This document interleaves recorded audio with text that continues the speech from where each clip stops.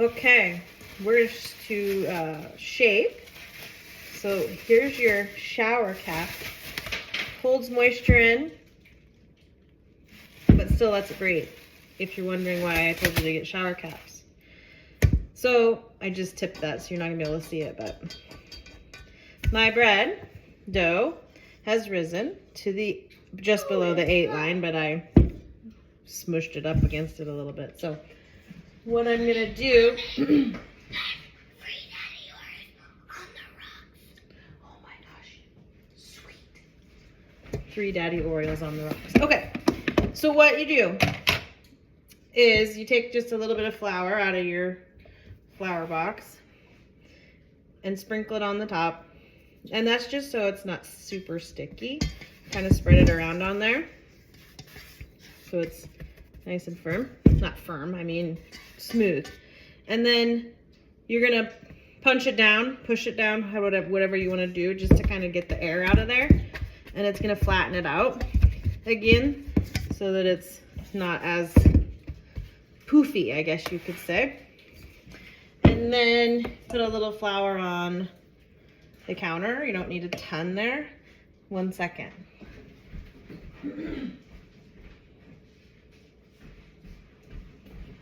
Sorry, I needed my proofing bowls. Okay. This is a bench scraper. This is a Pampered Chef bench scraper. You can get them anywhere. You don't have to have it. So you're just gonna spread. I don't know if you're gonna be able to see this. I might have to move the camera. You're gonna spread your flour out just on your counter. Make sure your counter is wiped down and dry. But I do everything just right on the counter because it's easier. Okay, I kind of give you a topical view instead. I think this will be better. Okay, so we're gonna get that flour kind of spread out. Here you can see my dough punched down nice. I'm gonna actually grab this other one to kind of compare the two, since you probably didn't see it very good. Okay, this is not punched down. Very puffy, risen up, punched down with a little bit of flour. You can see it's definitely way flatter. So you can take your hand, move your hand, Max. You can just take your hand and clean that out like that. Just as easy. I like to use the bench scraper because it gets it really clean in there. And the more you can get off your bowls, the better, because this, like I said before, when this stuff dries, it's kind of nasty and hard to get out, as I'm sure you have learned from your starters. Okay. Now, give it a little love pat. You're gonna keep this over here because you're gonna want it. And then just make sure your hands are not dry, like without flour. You want flour on them, I guess I should say. Okay. So you're just gonna stretch this out into a rectangle. You're gonna stretch it out into a rectangle. It's gonna stick to your counter a little bit. Don't worry about that because we're gonna roll it up. Okay, so we got a nice rectangle, and then flop it over, and then you flop it over again. Now you're gonna take some of your flour and you're gonna just smooth that on there. This is just so it doesn't stick to your hands, stick to itself. It's still gonna stick to you, but not as much as it would. Make sure the tops of your hands and stuff are good and floured. Then, make sure I'm in the video. Hey. Then you're gonna just start rolling it and squeezing it. I know. Start rolling and squeeze it. This is sticky because this was on the counter. But you're gonna just roll and you're gonna get air bubbles. Like there's gonna be a big air bubble right here. It's gonna just push out and like kind of toot out, I guess you could say. There's a couple more. So now you have this log, and you're gonna do a little bit more flour on there, kind of give it a roll, do a little bit more flour, pinch any of the bubbles that you see, a little bit more flour, and then you're gonna roll it again. And as you're rolling it, you're gonna notice, just like during stretch and fold, that it gets stiffer and stiffer and stiffer. Okay, now you have another log. I'm gonna give it another roll. And now, this is where you shape your ball. Pull it across. There's not a ton of flour here, and that's good. If you get flour, then it's just gonna slide across. And you don't really want that. So you're just gonna start kind of working it, getting it into shape. That skin on the outside, you'll notice, starts to get tighter.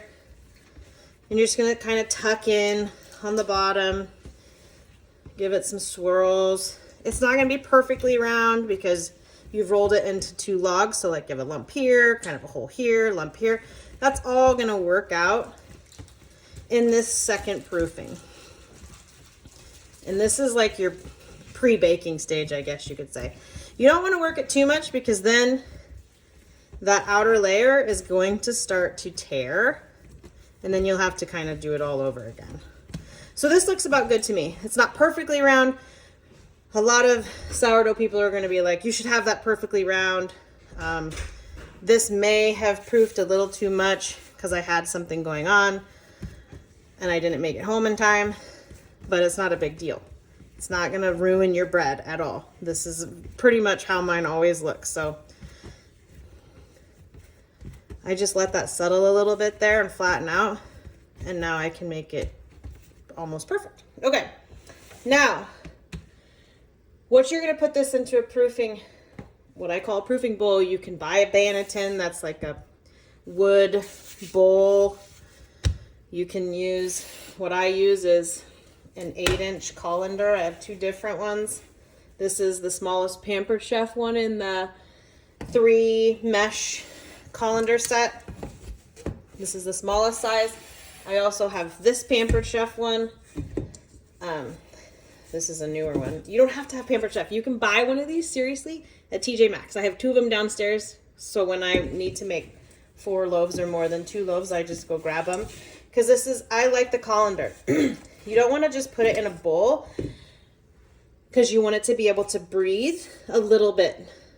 Because at this point, we want it to kind of dry out. You want a shell on the outside.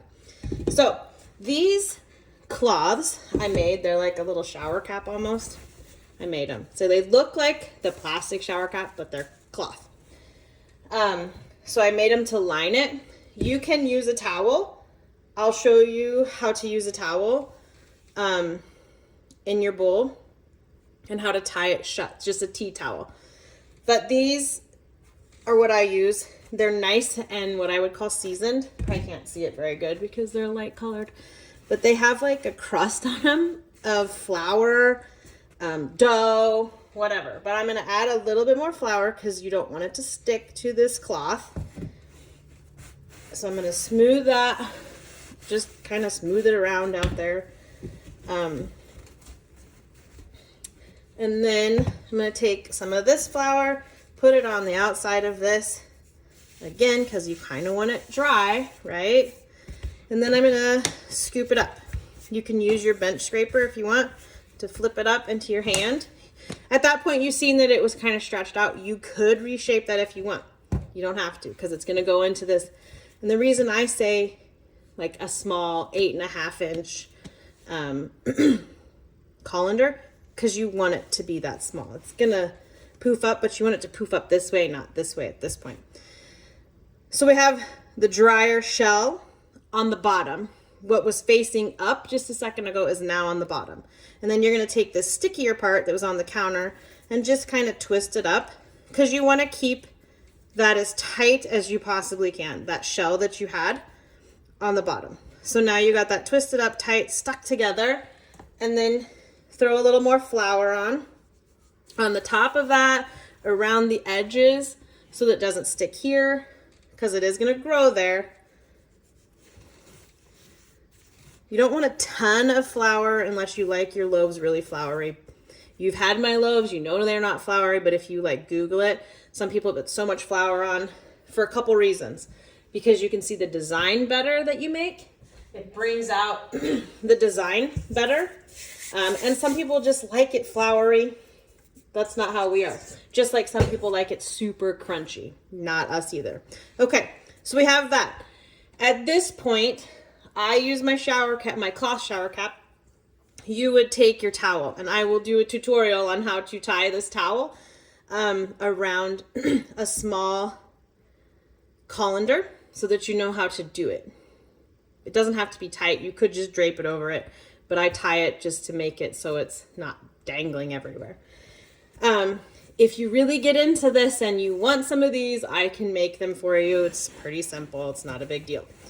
So we're going to cover it at this point with cloth. Never until this point do you cover it with cloth because you don't want any of the other steps to dry out. Nobody can get sick in that family. Stop it! Max is making a video, I guess, on his iPad. So we cover it with cloth here at this point because, like I said, we're trying to make that dry shell, which is going to make it easier to cut. But I'm going to also put this back on, my shower cap, because you do want to hold in a little moisture. Not a ton, because you're breathing on the bottom through this so-called Banneton. So this is it's called the second rise, second proof. You're drying it out at this point. You're shaping this dough to bake. Okay, so this is where you're at. I would leave this on the counter for 30 minutes to an hour. It'll get poofy again. You don't want it really poofy, so do not do more than 30 minutes to an hour. At that point, if you want, you can throw it in the refrigerator for 30 minutes to an hour as well. After that bench rest of 30 minutes to an hour, you then throw it in the refrigerator. And the reason for the refrigerator is refrigerator will dry it out even more, sucks the humidity out. But it also then, when it's cold, it's easier to score. So what I like to do after that 30 minute to an hour bench proof, second bench proof, I throw it in the refrigerator overnight. But you could technically bake this tonight in about 2 hours if you wanted to, if you didn't want to wait until tomorrow. But the longer you put it in the fridge, the better the crust. So we're good on that one. I'm going to quickly just do another one because I have another one to do. So, sprinkle my flour. Punch, punch, punch, punch, punch. You see that giant bubble that popped out there? It's kind of fun to watch. Scrape it out. And I know I haven't told you all these tools because they're not mandatory at all. They're not mandatory. The Dutch whisk, not mandatory. The bench scraper is not mandatory. A Banneton is not mandatory. I won't even talk about it because I don't have one. So you're stretching it out. This one isn't near as stretchy for some reason. It's a little stickier too. Different bowl. There's a lot of reasons why. This is also the one that I hand mixed instead of mixed in the mixer. So that makes a difference as well. This rectangle, as Max told me, it corrected me and said it was a square, does not have to be perfect. Just like that. Flip it up, flip it up. Flour it. Flour down here, flour the ends if you want. Give it a little stretch, and a little stretch. Make sure your hands are good and floured. At this point, you got stuff all over them if you're doing 2 loaves, so.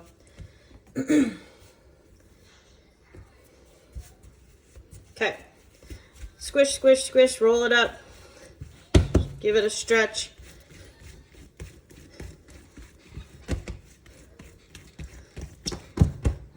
Flour, flour. Roll. It's getting stiffer and stiffer as I go, which is good. It's exactly what you want. I give my bread a lot of love pats. I'm not sure why, but okay. So now I'm just going to flip that over. That's a big roll right there. So it's going to be hard to shape that. Kind of hard, not really hard. I'm going to move all this flour out of the way. There's a bubble right there. I can see it. There's a bubble right here. Let's pinch that out. Bubble. So when I rolled it, I didn't get all my bubbles out. Pretty normal. A lot of bubbles because of the rise. Those will just pinch right out. You don't leave them, pinch them out, but this process is probably what took me the longest to really master. Knowing your dough, knowing when your dough is ready to do this, because everybody's kitchen is different, everybody's water is different, everybody's humidity is different in their house. So you really have to learn your dough. They say master your dough, and it takes time. And then you also, once you master sourdough, it's pretty hard to mess it up. Bubbles here, bubbles here. You really can't. I honestly, I don't think you could mess it up after you learn your dough and learn, oh, that's still fine. Unless you really forget and overproof it, you can't jack it up. Okay, so I'm happy with that. It's not perfect, but it doesn't have to be, really, because it's gonna rise and that shell is gonna happen. It's gonna come out just fine. I'm gonna get that on there. If you get little hard chunks from the counter, pieces of dough, not a big deal. It's all the same. Flour, water, salt. There's nothing else that you're gonna combine. So here's my so-called banneton. A little bit of flour. Scoop it up. Drop it in there. Give it some little twisty love.